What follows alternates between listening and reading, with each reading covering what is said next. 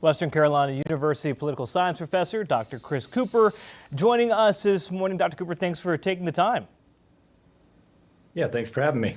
So obviously, we knew a report was coming out. I don't think anybody expected the allegations to be what they were. Where do you even begin?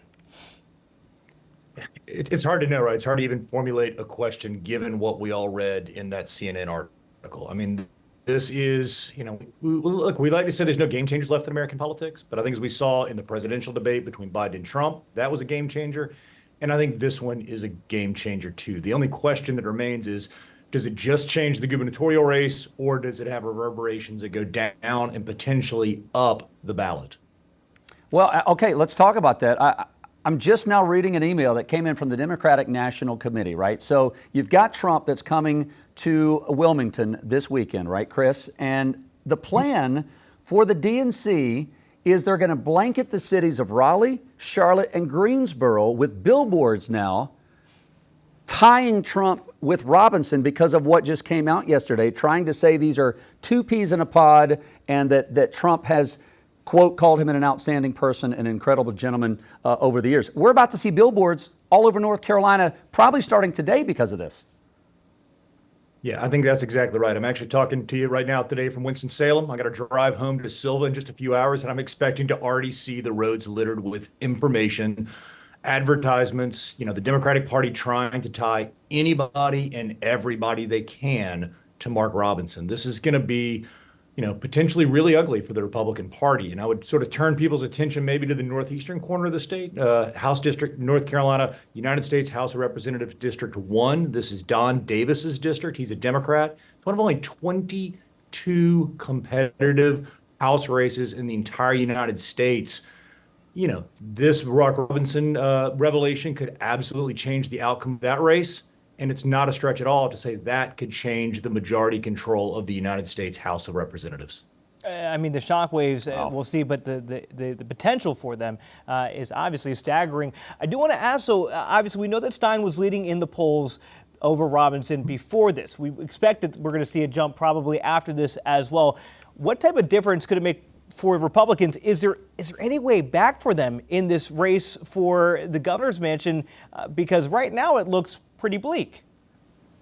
It does look bleak. I think the best case, the best hope for the Republican Party at this point is that the damage is limited to the gubernatorial race. So in some of the polls before this, we were seeing somewhere between 8 and 12% of Trump voters already voting for Stein. I think good news for the Republican Party is if that number grows. If people say, I don't like Mark Robinson, but I do like the rest of the Republican ticket, and it's a sort of a one blip in the bigger ballot. The problem for the Republicans is going to be if this demobilizes Republican voters. If more Republicans are just likely to stay home, not come out and vote because they think this ticket has gotten away from them and has gotten too far. That's what the Republicans need to make sure that they don't let happen. What do you feel like Trump's message needs to be tomorrow? Like it's awkward to not say something. You're in North Carolina.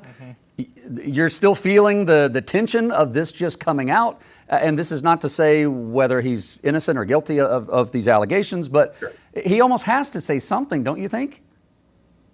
I would like to think he would say something. I mean, it is very much the elephant in the room. But I don't know. I could very well see Donald Trump just deciding to not weigh in on it at all, to, just sort of brush aside any questions that he gets, give his normal stump speech, and don't talk about Robinson.